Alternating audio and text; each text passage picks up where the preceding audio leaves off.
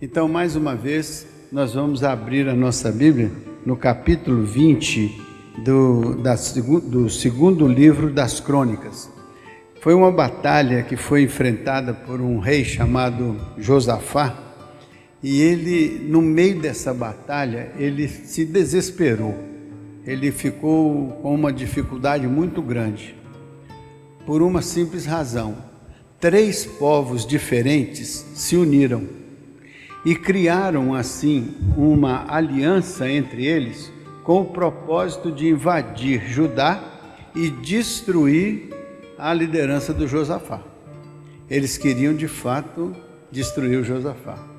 E o Josafá, quando soube disso, ele ficou muito abalado, porque ele, olhando aquele consórcio de povos contra ele isoladamente, avaliando, ele pensou: eu não tenho condições de enfrentar, eu não tenho condições, eles são muito mais fortes do que eu, né? Então, esse texto bíblico vai nos ajudar, que às vezes nós estamos enfrentando situações que aparentemente são mais fortes do que nós, estão além da nossa capacidade de resolver. E nós, como Josafá, ficamos numa situação difícil. E vocês vão ver no texto que ele se sente numa situação muito difícil. E qual foi a posição do Josafá? E como a oração aparece na vida do Josafá como uma resposta de Deus. E é importante que a resposta de Deus foi que o Josafá sentiu que devia orar. E quando ele ora, Deus age na vida dele, na vida do povo. E aquilo que parecia impossível foi nas mãos de Deus superado. E aquele medo do Josafá foi transformado num cântico de vitória. Então esse é Deus que age na vida da gente.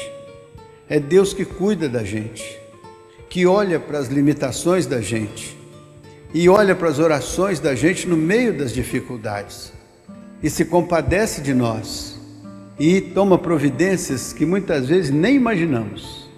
E Ele então nos alcança o nosso contexto e trata da nossa causa e nos abençoa e nos dá a vitória. Por isso que nós oramos, porque nós temos muitos exemplos na Bíblia de que nós devemos buscar ao Senhor enquanto se pode achar, né? Então a Bíblia está nos chamando para buscar ao Senhor, para orar ao Senhor. Depois disto, os filhos de Moabe, os filhos de Amon e alguns meunitas vieram à peleja contra Josafá. São três povos que se uniram para invadir Judá e vencer a luta ali contra Josafá. Então vamos lá. Então vieram alguns que avisaram a Josafá, dizendo: grande multidão vem contra ti da além do mar e da Síria. Eis que já estão em Azazon Tamar, que é em Gedi. Então avisaram ao nosso personagem aqui, Josafá: olha, grande multidão vem contra ti. Aí é o problema grande que acontece na nossa vida fragilizada, né? Até então nós não sentimos essa fragilidade, mas na hora que vem esse tumulto, a gente se sente fragilizado, né? Foi o que Josafá ia bem, Judá estava indo bem, tudo estava dando certo, mas quando ele tem notícia dessa invasão, aí ele se sente muito fragilizado. A vida é assim, tem altos e baixos. Às vezes, quando nós estamos na altura, não temos nem muita preocupação, nem muita dificuldade. Mas quando a gente às vezes está no fundo do poço, as coisas são difíceis. E às vezes a gente sente uma certa solidão. E às vezes não sabe a quem recorrer, nem como recorrer. Graças a Deus que, sendo crente, você pode viver aquela experiência do salmista. Esperei com paciência pelo Senhor, Ele se inclinou para mim e ouviu o meu clamor e tirou-me do fundo do poço e firmou os meus pés sobre a rocha, tirou a lágrima dos meus olhos, pôs um cântico nos meus lábios, de modo que muitos verão isso e louvarão o nome do Senhor.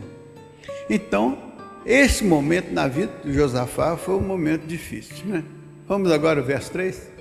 Então Josafá teve medo e se pôs a buscar o Senhor e apregoou o jejum em todo Judá. Então, o que aconteceu com o Josafá? Teve medo. O medo é o quê? É uma sensação de ameaça. No medo, ou você se acha suficientemente forte e enfrenta com a possibilidade de vencer, ou você se acha fragilizado e foge com medo de morrer. Então, enfrentar ou fugir depende daquele momento quando você avalia o grau de medo e de ameaça que você está enfrentando. Tem gente que quando está enfrentando uma grande ameaça, vai se esconder, né? Porque a ameaça pode cair sobre ele como uma bomba, ou pode ser o momento também, né? Então, nesse momento, nesse momento de medo, o que o Josafá fez? Ele podia ter justificado, ele podia ter reclamado, podia ter se revoltado, mas a Bíblia diz que ele se pôs a buscar o Senhor. E como era uma situação contra a sua nação, o que ele fez? Ele apregoou um jejum em toda Judá. Então não só ele orou, como ele chamou a nação para orar e para jejuar. Porque ele sabia que, humanamente falando, para ele era uma situação difícil. Ele não tinha como enfrentar. Humanamente falando, as condições dele eram muito inferiores do que as condições do seu ofensor. Então ele se pôs por que ele se pôs a buscar o Senhor? Coisa mais simples, por que ele se pôs a buscar o Senhor? Porque ele tinha um Senhor a quem buscar. É importante que nós não tenhamos só essa ideia do poder de Deus, mas se esse Deus é o meu Deus, se esse Deus é o meu aliado, é o meu parceiro, é aquele com quem eu falo e dialogo e com quem eu trato dessas questões a nível muito pessoal. E ele sabia que para acessar o Senhor ele tinha que buscar, ele tinha que orar. E ele sabia que não era só um problema dele, era um problema de Judá. Então ele diz, todo o povo, vamos jejuar e orar. Às vezes a igreja está enfrentando um problema, só um acha que ora. O pastor está ali, não sei, o diácono. Mas quando todos nós estamos enfrentando um problema, a igreja toda, ela sofre. E ela precisa buscar ao Senhor como um conjunto, como um corpo. Quando uma família está enfrentando um problema, a família toda sofre. E a família toda tem que buscar ao Senhor. E importante é termos o Senhor como nosso parceiro dentro das quatro paredes da nossa casa, dentro das quatro paredes do nosso coração. É Deus presente conosco, né? E todo mundo envolvido na oração. Verso 4. Olha, Judá se congregou para pedir socorro ao Senhor. Olha, na iminência de um problema, Judá se congregou para pedir socorro ao Senhor. Também todas as cidades de Judá, olha só o que é a solidariedade, veio gente para buscar ao Senhor. Então juntou, todas as cidades se uniram. Judá estava padecendo uma dificuldade, mas todo mundo se solidarizou. Essa é a história da igreja aqui. Por que você está aqui? Às vezes você não tem problema nenhum, mas você está aqui para ajudar aquele que tem problema. Você veio para juntar a sua oração com a oração do outro, para fazer com que a oração seja comunitária, forte. É a soma de cada um. Por que nós nos reunimos? Porque a gente acredita que na soma das nossas vidas está o corpo de Cristo, do qual Ele é cabeça. Então nós nos unimos para isso aqui.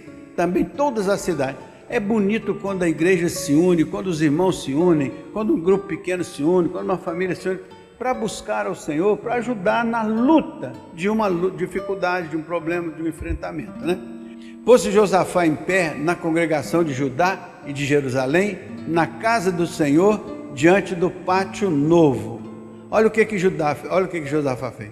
Disse, Senhor, Deus dos nossos pais, porventura não és tu Deus nos céus? Não és tu que dominas sobre todos os reinos dos povos? Na tua mão está a força e o poder, não há quem possa resistir. Então Josafá está lá no pátio e ele chama o Senhor em oração e ele vê, Senhor, tu és um Deus poderoso, não há quem possa ser mais forte do que o Senhor. O problema é que muitas vezes nós falamos de Deus, mas não acreditamos que Ele é poderoso o suficiente para resolver nossas paradas. Então é importante que o Josafá faça, Senhor, Tu és o Senhor poderoso, né? E disse a Senhor, Deus dos nossos pais, porventura Tu não és Deus nos céus, não és Tu que dominas sobre todos os reis dos povos, na Tua mão está a força e o poder, e não há quem Te possa resistir. Esse é o seu Deus, esse é o seu Senhor, esse é o seu Salvador, esse é aquele que está ao seu lado e caminha consigo. Este é o Deus poderoso. Vamos ver o próximo? Diz assim, porventura, ó nosso Deus, não lançaste fora os moradores desta terra diante do teu povo Israel, e não a deste para sempre a posteridade de Abraão, teu amigo? Então ele está reivindicando, o Senhor me deu essa terra foi dada a nosso pai Abraão, e ela é nossa, e agora ele está sob o inimigo. Então tem coisas que na nossa vida são ameaçadas, são coisas especiais, coisas importantes na vida da igreja, na vida da comunidade, na vida da família, são ameaçadas, e nós precisamos ter a convicção de que o que nós temos é uma herança do Senhor. Nossos filhos são herança então reivindicar, Senhor, o Senhor nos deu nossos filhos, são heranças do Senhor. Então você vai diante do Senhor e coloca a família diante de Deus em oração. Vamos lá, 8. Habitaram nela, então está dizendo, o Senhor deu a terra, então nós habitamos nela, edificamos um santuário ao teu nome, dizendo, aí esse santuário foi aquele que Salomão edificou.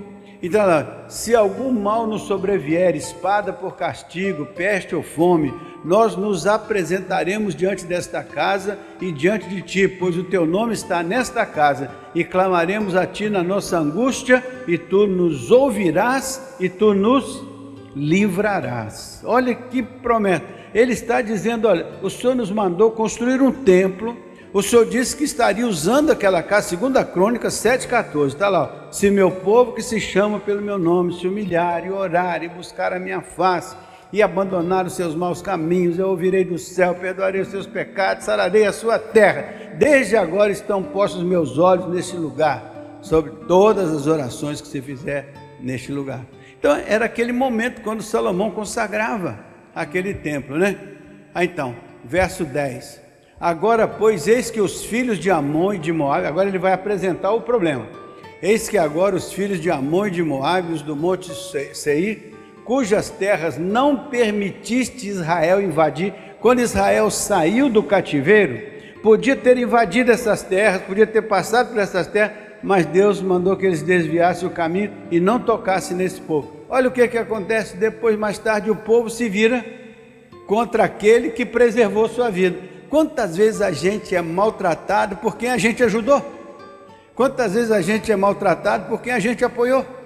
Então tem isso também, aconteceu ali, ó, quando vinham da terra do Egito, mas deles se desviaram e não os destruíram, e agora eles se organizaram para vir te destruir.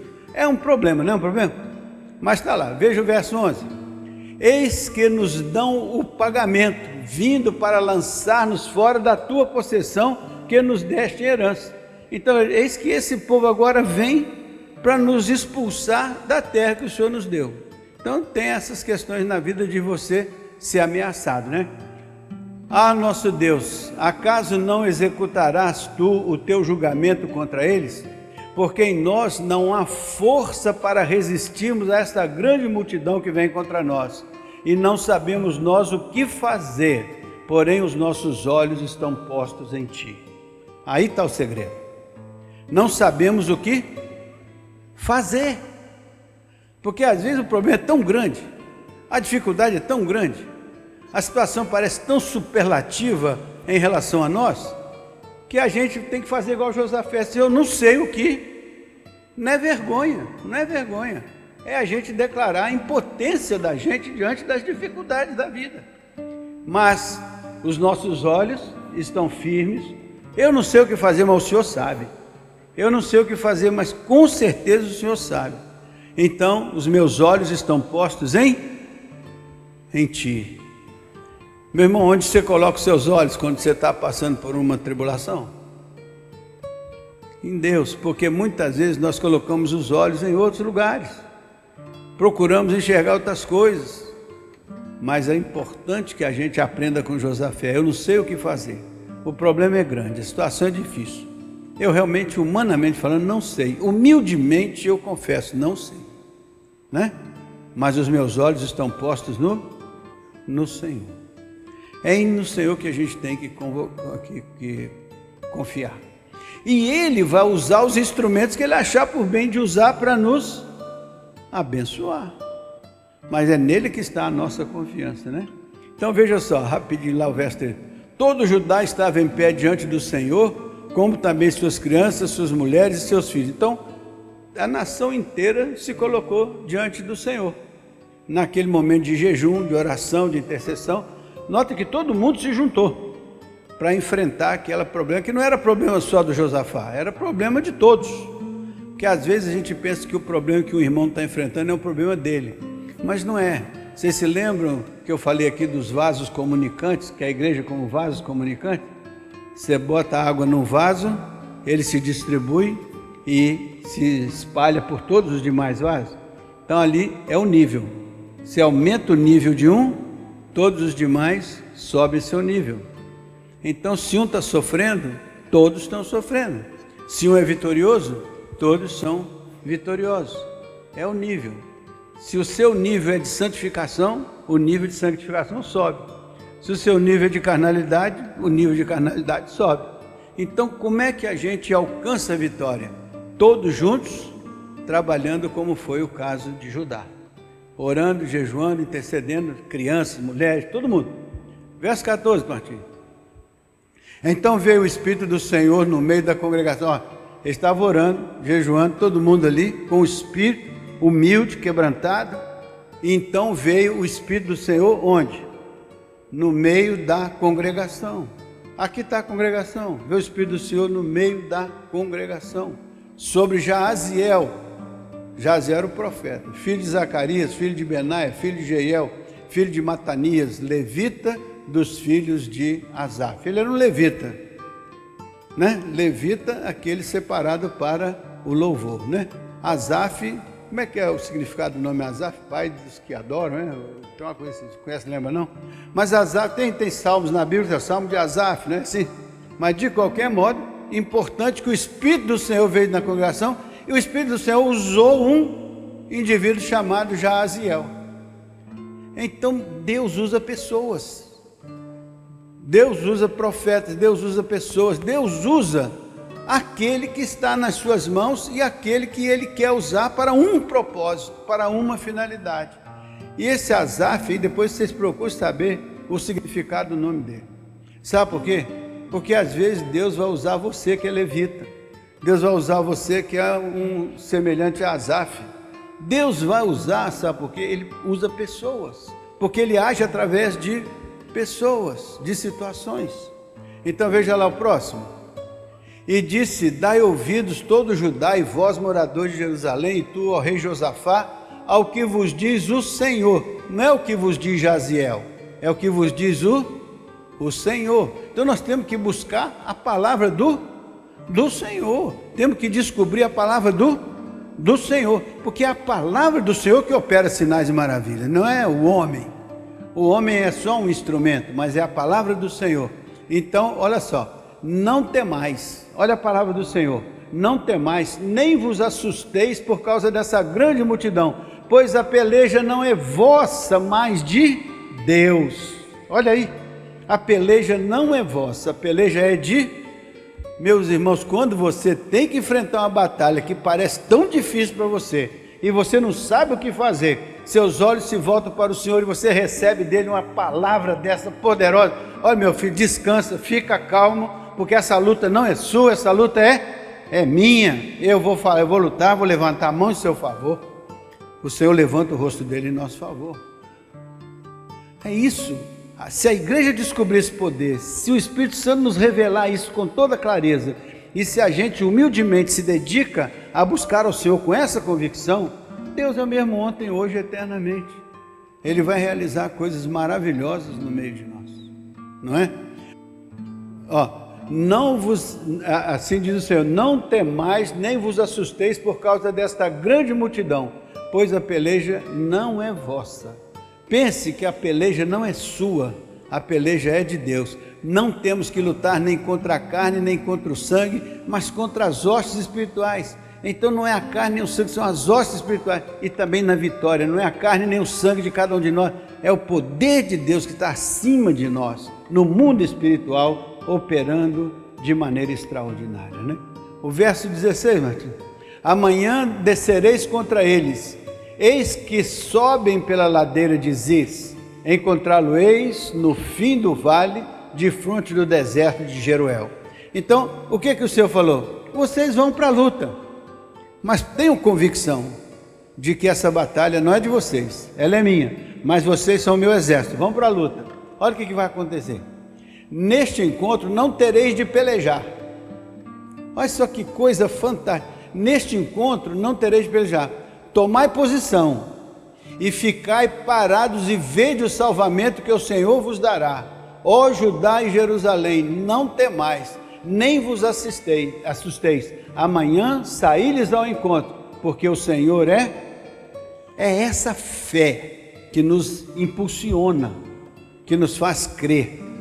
Então estamos preparados para a batalha, estamos na luta, estamos nos preparando, lutando, estudando, batalhando, fazendo concurso, tudo, fazendo o que está ao nosso alcance de fazer. Mas o Senhor precisa nos dar aquela palavra que Ele vai dizer assim: a luta desse negócio é minha, eu é que vou operar. Você se prepara, faz tudo o que você tem que fazer, mas você vai ver a minha mão operando através da mão de vocês, ou acima da mão de vocês, né? Veja lá o 18, está acabando já. Então Josafá se prostrou com o rosto em terra, e todo Judá e os moradores de Jerusalém também se prostraram perante o Senhor e o adoraram. Ele já tinha conquistado a guerra, ele já tinha sido vitorioso, mas pela fé, o que ele fez? Se prostrou e adorou o Senhor, reconheceu a liderança do Senhor na sua vida. É importante que a gente creia que o Senhor é por nós, né? 19. Dispuseram-se os levitas dos filhos dos coatitas e dos coreitas para louvarem ao Senhor Deus de Israel em alta voz sobremaneira. Já tinha vencido a batalha? Mas o que chamou lá o ministro de música, lá reuniu o pessoal para quê? Louvar ao Senhor em alta voz. No meio das lutas, não deixe de louvar ao Senhor. Não fique abatido, não fique quebrado, não fique derrotado, não fique vencido. Levante a sua cabeça, louve ao Senhor, ore ao Senhor e compreenda que o Senhor está com a boa mão dele conduzindo a sua luta. É Ele que está conduzindo a luta. Olha só o que vai no verso 19.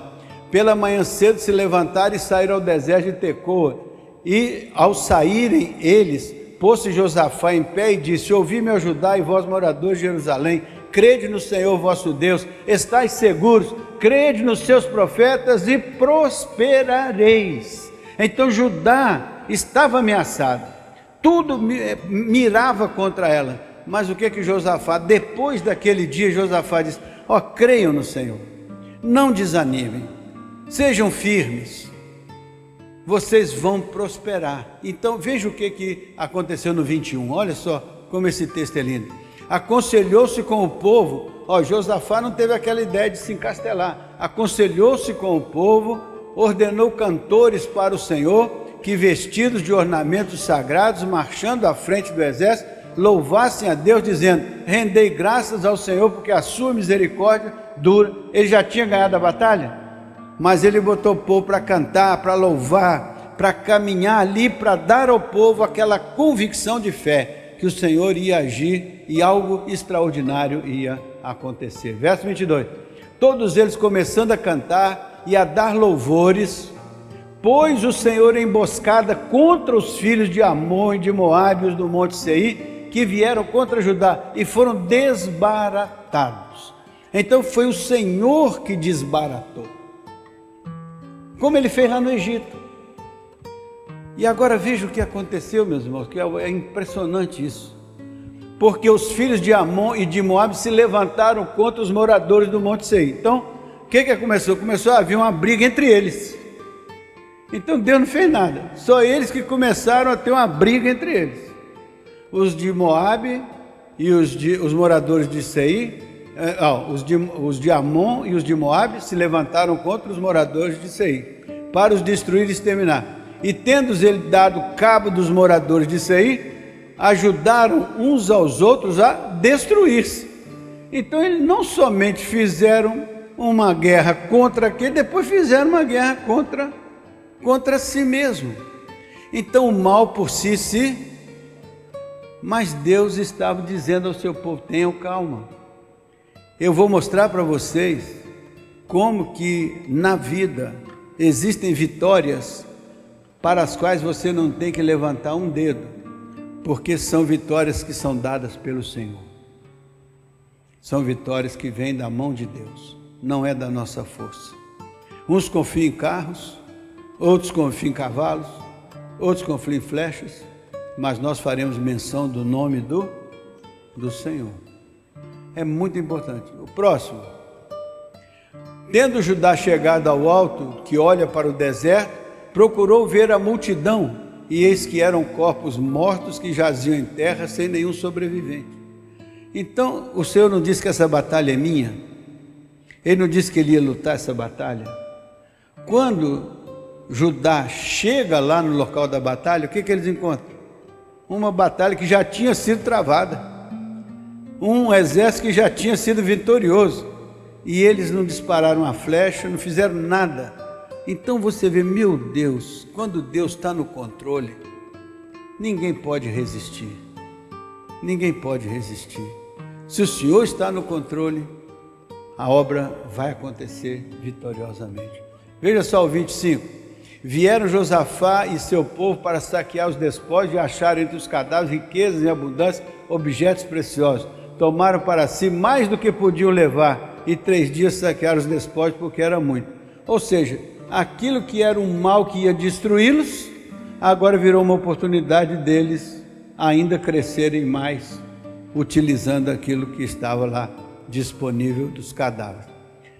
Ao 4º dia se juntaram no Vale da Bênção, onde louvavam o Senhor, por isso chamaram aquele lugar Vale de Bênção até o dia de hoje.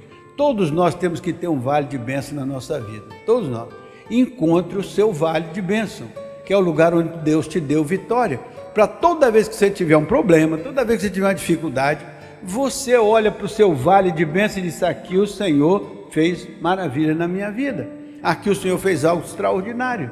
Aí a sua fé se anima, como Jeremias: quero trazer à memória as coisas que podem me dar esperança. Então, olhe o seu vale de bênção, escolha aquela situação: esse é o meu vale de bênção. Eu vou, toda vida que eu tiver uma luta, eu vou chegar aqui nesse vale e dizer: aqui o Senhor me deu vitória.